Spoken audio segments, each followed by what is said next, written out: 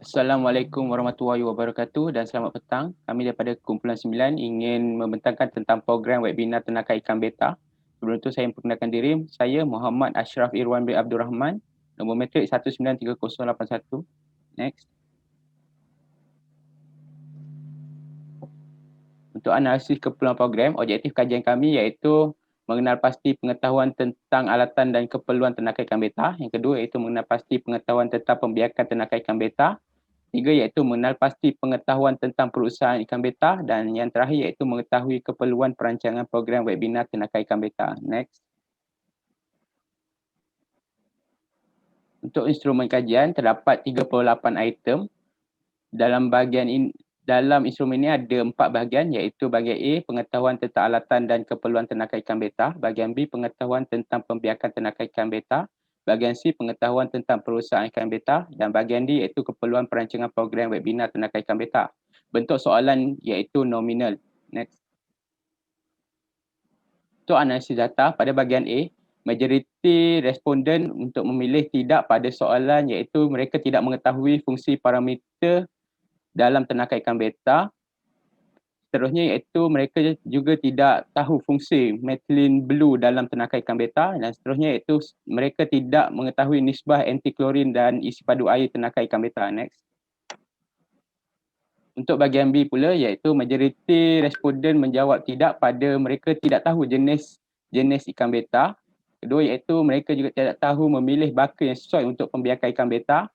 Terusnya iaitu kesemua peserta menanda tidak pada soalan mereka tidak tahu tempoh bagi proses pembiakan ikan beta, dan mereka juga tidak tahu saiz yang sesuai untuk ikan beta diasingkan. Next. Untuk bahagian C pula iaitu kesemua responden menjawab tidak pada soalan iaitu mereka tidak tahu pembekal baka ikan beta yang baik, dan mereka juga tidak tahu menyelesaikan masalah penyakit dalam perusahaan ikan beta. Next. Untuk perbincangan iaitu majoriti daripada jawapan yang diberikan oleh kumpulan sasar menunjukkan mereka tidak mempunyai pengetahuan asas tentang alatan dan keperluan bagi alatan tenaga ikan beta, pembiakan tenaga ikan beta dan perusahaan ikan beta. Hasil dapatan kajian ini digunakan sebagai isi kandungan program webinar tenaga ikan beta. Next. Okay, Assalamualaikum dan selamat sejahtera semua. Nama saya Muhammad Amin. Jadi saya akan teruskan kepada ringkasan eksekutif. Jadi tajuk program untuk program kami, Kumpulan 9 adalah program webinar ternakan ikan beta. Jadi objektif untuk program kali ini adalah memberikan pengetahuan tentang alatan dan keperluan ternakan ikan beta, memberikan pengetahuan tentang pembiakan ternakan ikan beta dengan betul, dan memupuk semangat keusahawanan tentang perusahaan ikan beta.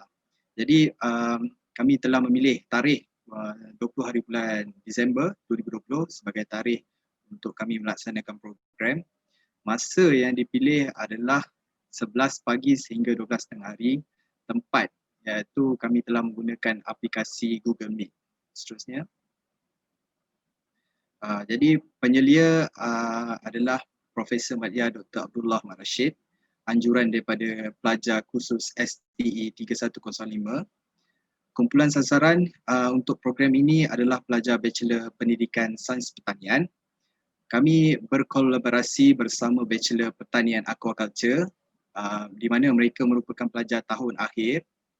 Mereka menjalankan projek FYP mereka dengan projek ternakan ikan beta. Okey, seterusnya.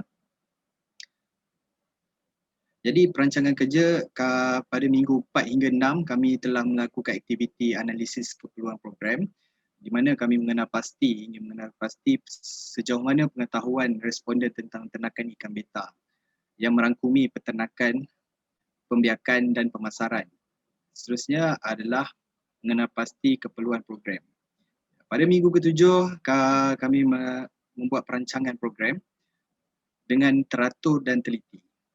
Okey, termasuklah dalam rancangan aktiviti atau kerja, catat organisasi, jemputan penceramah, pembagian tugas dan juga pembuatan tentatif program.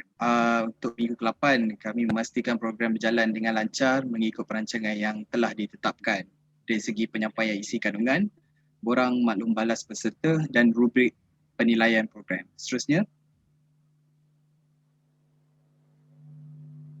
pada minggu ke-9, laporan program dibuat di mana kami menyampaikan maklumat tentang program, membuat refleksi dan kesimpulan, memberi cadangan penambahbaikan. Jadi pada minggu ke-10 penilaian program telah dibuat. Kami menilai program berdasarkan hasil dapatan instrumen penilaian, memberi cadangan penambahbaikan. Jadi kami telah merujuk laporan program yang telah dibuat, komen secara keseluruhan, cadangan penambahbaikan untuk masa akan datang berdasarkan peserta. Seterusnya. Okey, pelaksanaan program ini terbahagi kepada 3 sesi, iaitu sesi pertama, kedua dan ketiga. Untuk yang pertama, kami membuat penyampaian webinar. Penyampaian webinar itu telah disampaikan oleh panel jemputan. Yang pada sesi kedua, sesi soal jawab oleh peserta program bersama panel jemputan. Dan yang ketiga, kami mengadakan kuis dengan menggunakan website di Google Form. Okey, seterusnya.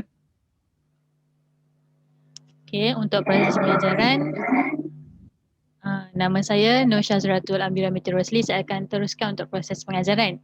Untuk program webinar Tenaga Ikan Beta, penceramah telah memulakan pengajaran dengan menceritakan sejarah dan asal-usul ikan beta. Kemudian penceramah telah menceritakan alatan dan keperluan ikan beta. Beliau juga telah bercerita tentang cara penjagaan. Kemudian penceramah telah mengajar tentang pembiakan ternakan ikan beta, di mana terbagi pada 3 jenis ikan beta, kaedah pembiakan dan peralatan pembiakan yang digunakan. Dan yang terakhir, penceramah telah mengajar tentang perusahaan ternakan ikan beta, di mana beliau telah berkongsi harga pasaran, platform yang sesuai untuk jualan ikan beta, pembekal bakat ikan beta yang baik dan penyakit ikan beta dan kaedah merawat ikan beta. Untuk elemen prestasi, untuk tahap pertama iaitu reaksi, kami menilai dari bahasa tubuh peserta di mana tanda mereka faham akan isi untuk disampaikan dapat lihat mereka akan mengangguk. Kemudian kami juga menilai secara verbal.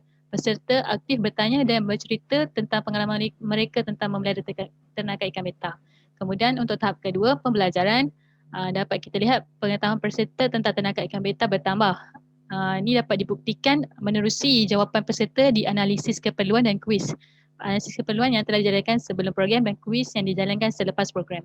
Untuk tahap ketiga, kelakuan, peserta dapat dilihat mengaplikasikan pengetahuan baharu dan tips yang dikongsi oleh panel dan menjadi peternak atau pemelihara ikan beta yang lebih berkemahiran. Untuk tahap yang terakhir iaitu tahap keempat, hasil.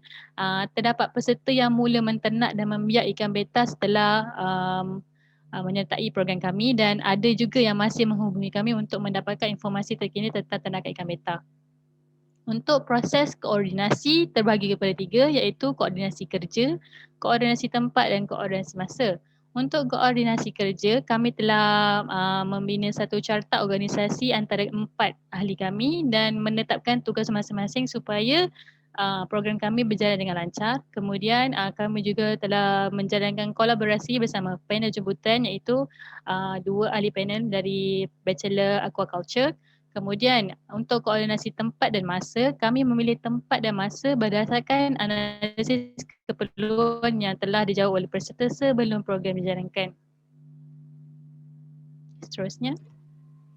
Seterusnya, saya Muhammad Mukhtar bin Abdul Aziz. Untuk penilaian, objektifnya adalah untuk menilai keberkesanan program ternakan ikan beta, menganalisis keberkesanan program ternakan ikan beta dan seterusnya menganalisis menambahbaikan bagi program pada masa hadapan. Okey, untuk rubrik penilaian program terdapat 8 item. Objektifnya adalah untuk pengurusan program, kandungan program dan keberkesanan program. Untuk borang maklum bala peserta terdapat sebanyak 10 item. Pada bahagian A berkaitan dengan pengurusan program, bahagian B pelaksanaan program dan bentuk soalannya adalah skala Likert 4 mata.